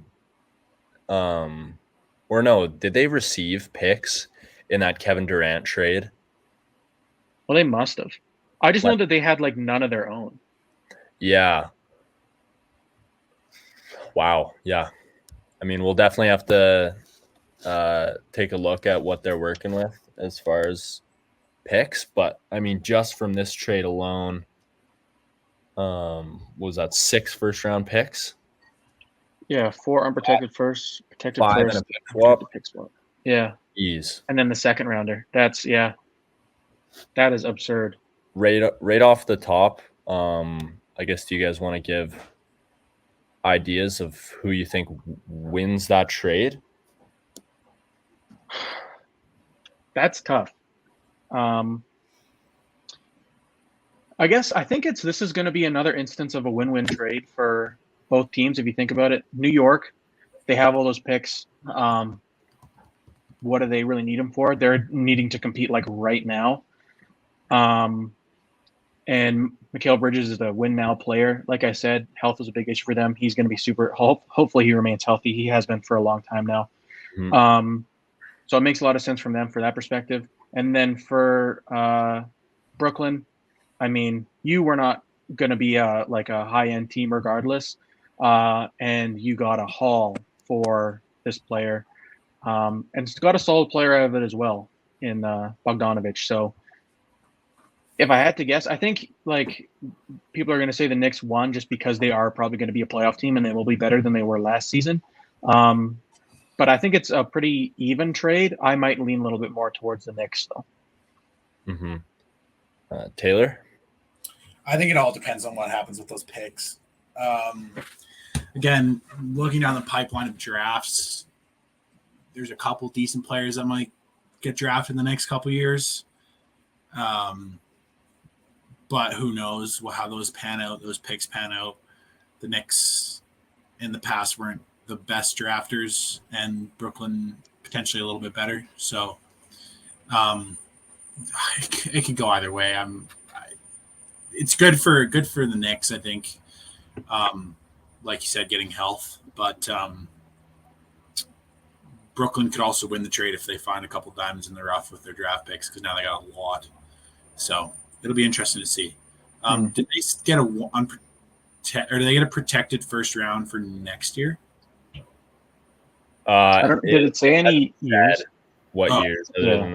Okay, because if there's a couple for next year, they can maybe try and pick swap those to get something even higher, and then you might get someone like Cooper Flag, who could be really good for Brooklyn. But yeah, it's so 50-50. I don't know. Nothing jumped off the page being like, oh yeah, this team won, this team didn't. It's always tough to judge trades like this when it's mainly centered around the picks. And like you said, you can't really judge it until those draft picks are made. So we'll have to see. But I think at the moment, yeah, it's just a win for both teams. Brooklyn is moving in that rebuild direction. New York gets a good piece. Yeah, I think it's good for both sides. I mean, it gives Brooklyn some ammo now if they want to make trades in the future as well. So, yeah. Will, was that my laptop making the noise? I think so, yeah. Oh, I'm sorry. I don't know what I did. I was just sitting here. So. No worries. It's just echoing, I think. But I think a big thing or something that will be important for the Knicks is that this is both a win now and a future move. I mean, you're giving up your future and picks, but you're getting back a guy in Mikal Bridges who's 27 years old, just entering the peak of his career. And I mean, he's a player type that any team would want. He can create his own shot. He's a great three-point shooter, and he has terrific defensive ability and length to match up 1 through 4. So yeah, I think it's a good trade. Yeah. And definitely a lot spicier than the Caruso-Giddey trade. It's much easier to say that both sides won this trade in this case than it is for that one. I think that's it for the NBA. We could hop into the newest Armchair Athletes segment, the Armchair Bracket, which maybe you want to take this from here, Terrell, and this is really your idea, and you can explain the idea of what we have here. Yes, sir. So yeah, I this has been kind of in the wing for a while now. Just kind of to switch it up from the list format. We'll be moving occasionally. I don't think this will be an every week thing, but just switching to a bracket style thing. So what happened is each of us, we picked a topic, and this week it is our favorite interview moments from athletes. And the 4 of us each picked 2. So we have picks 1 through 8, and then we just matched them up. I kind of picked randomly what I thought the matchup should be. And it's in a bracket format. So we'll go down the bracket, and then at the end we'll have a winner crowned, our favorite interview moments. And I think once we've done this, we'll have it posted to our social media as well, and you'll be able to see the graphic that Will has made for it. But yeah, I thought it would be nice to have a little change up from our regular lists. Yeah, and I I might just go ahead and like make this its own little video on YouTube as well. Sure. Just if anybody wants to watch it individually. But yeah, I guess we can go ahead and say the matchups here. Or at Yes, least sir. Start out with the 1 versus 8, and then we can go on from there. Yes, sir. So again, starting it off, the 1 seed. This is a Taylor pick. We have Allen Iverson's. We talking about practice, and then we have the 8th seed, which is my Munenori Kawasaki. Monkey never cramps. If you're listening at home, I think maybe we should just post the link somewhere on here too, or if you are going to upload a video, maybe they'll be included. But Yeah, if you don't know what we're talking about, go ahead. I'll just include it, I think. Okay. Just so everybody knows. Yeah. So we'll include these clips just because it's pretty important that you understand what we're coming from. I will say that the Allen Iverson one, I feel like everyone should know that. Munenori Kawasaki, a bit more of a deep cut.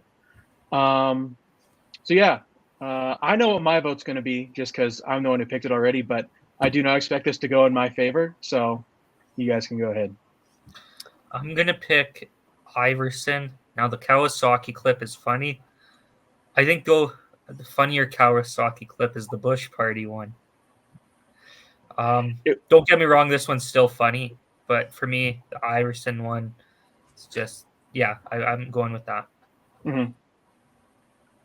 I'm gonna go with Iverson as well. I would like to point out that I think Monkey Never Cramps might be the strongest 8 seed ever. And if I were to rank it, I think it's top 3 because that is a hilarious interview. And I'm not a baseball guy at all, but that's been like, that'll just pop up in my memory every so often. Mm-hmm. It's a beautiful moment, but I'm going to go with Iverson. Fair.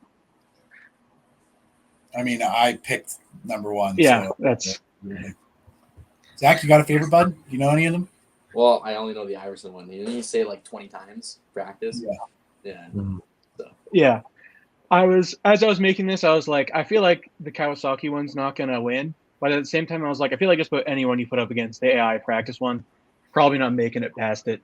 So I was just happy to have that Munenori one in there because it's one of my favorite interview clips ever. It was fun. Yeah, it is. It is very funny. It's one of my favorites. And yeah, the Bush League one is good too. It was kind of tough for me to choose between those two, but I don't know. I just prefer the Monkey Never Cramps. That's just an all-timer for me. So good. It's incredible. So yeah, round 1, first ever Armchair Athletes bracket. We have the AI practice moving on over Munenori Kawasaki. Next round, we have the 2nd seed versus the 7th seed. Richard Sherman's infamous post-game press conference and Draymond's I don't know what you'd call it, freeze glitch. I don't know, like I think you just have it's hard to describe. You just kind of have to watch it to understand what's happening. But Will and Clayton, I'll let you guys start this off because you're the ones who made the picks. So, do I have to justify? Like, am I arguing? I think you can. I think make your case. Yeah, the Richard Sherman post-game rant is my favorite interview ever, just because heat of the moment, just made the biggest play of his life, send the Seahawks to the Super Bowl, and just usually when people make those types of plays and they get interviewed on the field after the game, they want to thank God, they want to thank their family, but instead, Richard Sherman, all he was worried about was Crabtree. And yeah, that's one of my favorite interview clips ever. Don't you ever talk about me. I'm the best corner in the game. When you try me with a star receiver like Crabtree, that's the result you're going to get. That is legendary. Mm-hmm.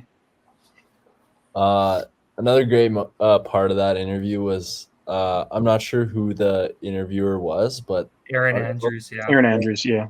She asked, like, who was talking about you? Or something like that. Crabtree. I don't know. Yeah, I like one last part. I like how he throws LOB at the end. Oh, it's so good, man. I chose Draymond as my submission, one of my submissions, but I'm going with Richard Sherman here. That's fair. You can't beat that one. As funny as Draymond's clip is, because it's just, I mean, one of the biggest knocks on Draymond Green is that his mouth is always open, and this is like the biggest evidence of that ever. But I still just think Richard Sherman beats him out there. Well, yeah, I'm gonna stick with my pick of Richard Sherman, but I will give props to Will's pick as well. It was one that I had forgotten about as well, and I remember when I was watching back the clips for this bracket, I was dying laughing at it. So it was a good pick, I will say. Thanks. Yeah, I think pretty easily this one for me is also Richard Sherman. It's kind of the same situation as the first one, right? Where it's like a very funny moment from one interview, but then it's just like an all-timer clip from another one. Like so many people know that Richard Sherman clip, even if you don't follow football. And the Draymond Green one is just funny on its own.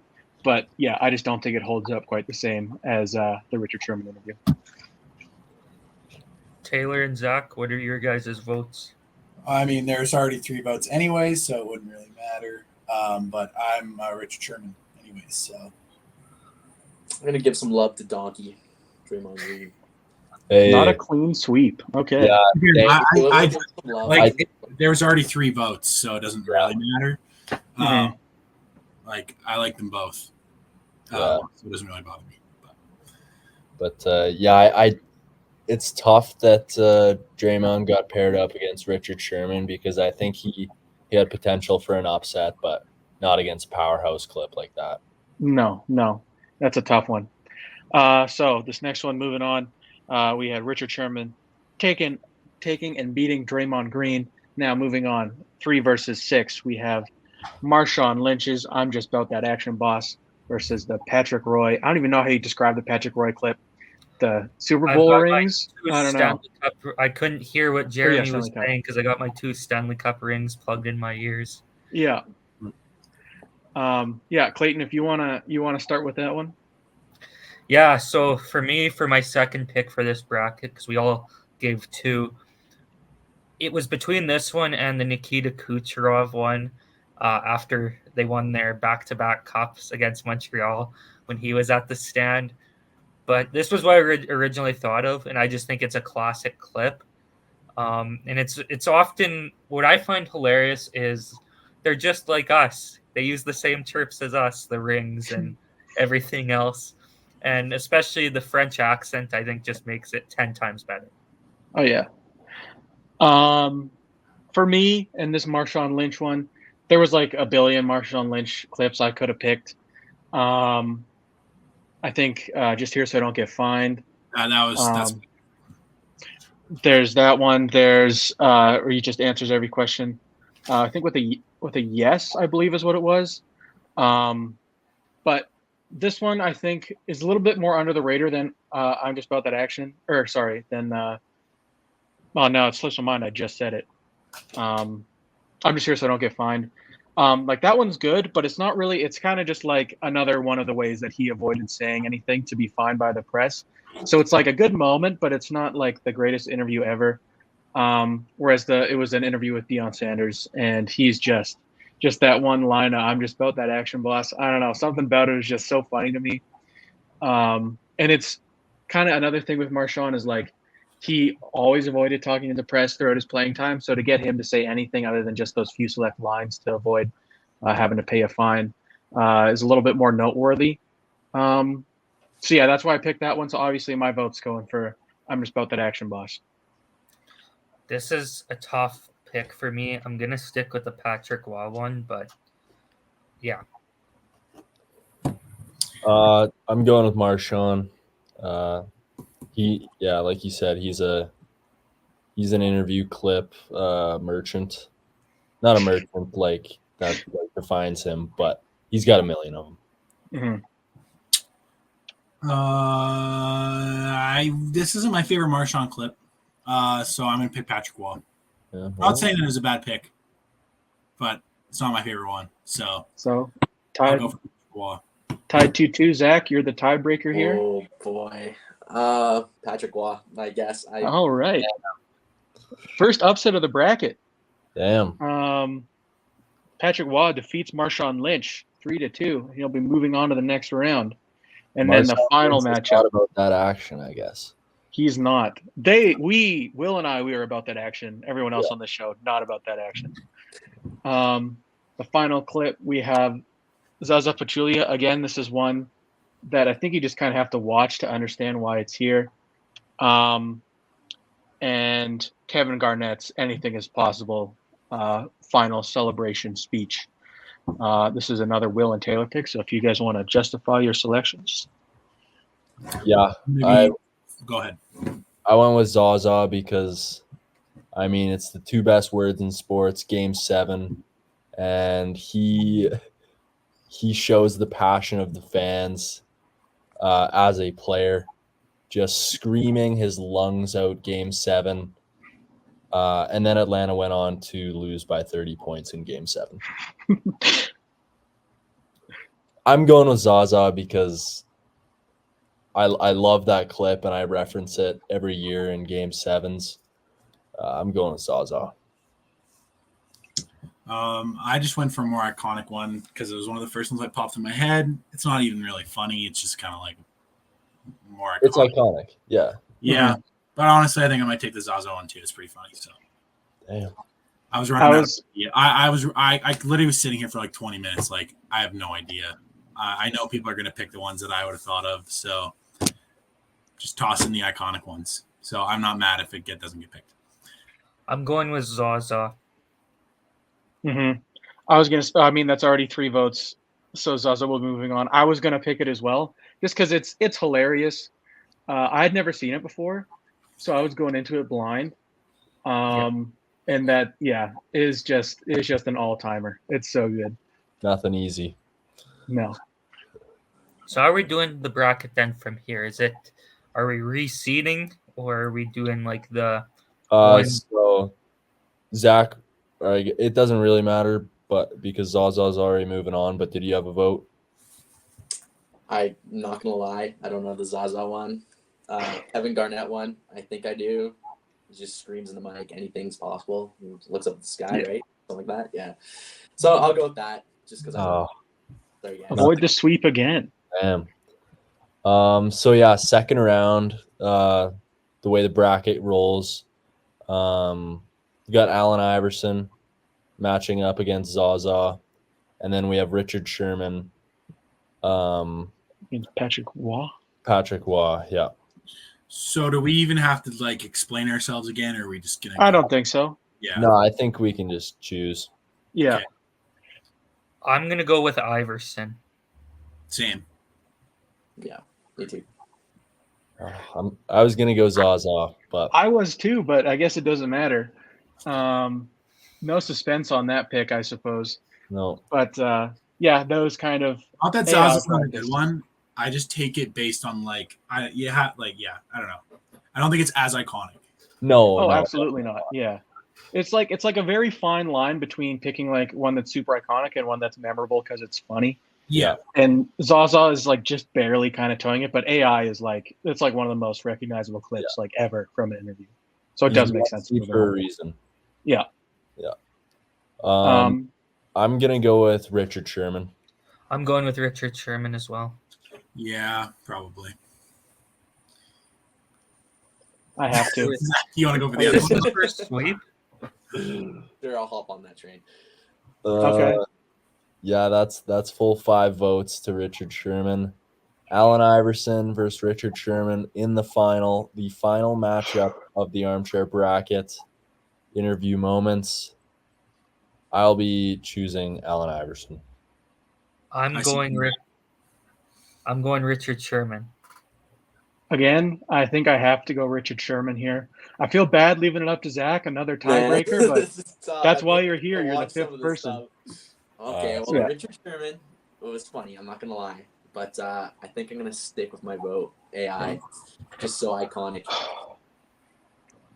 It is a worthy win for sure. Yeah, I'm not mad at it. taking the complete win of the bracket.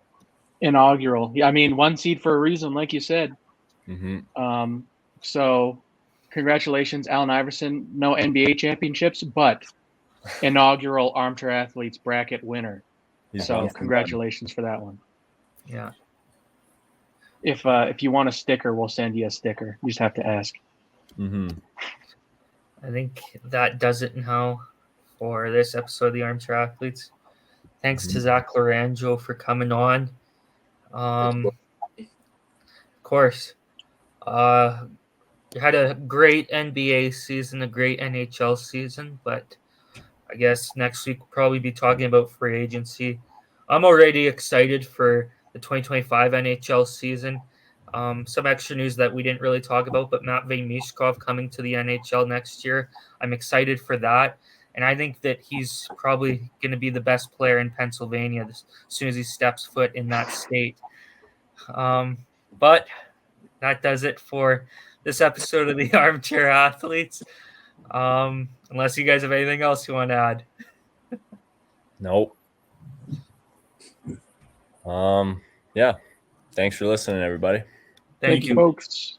See ya.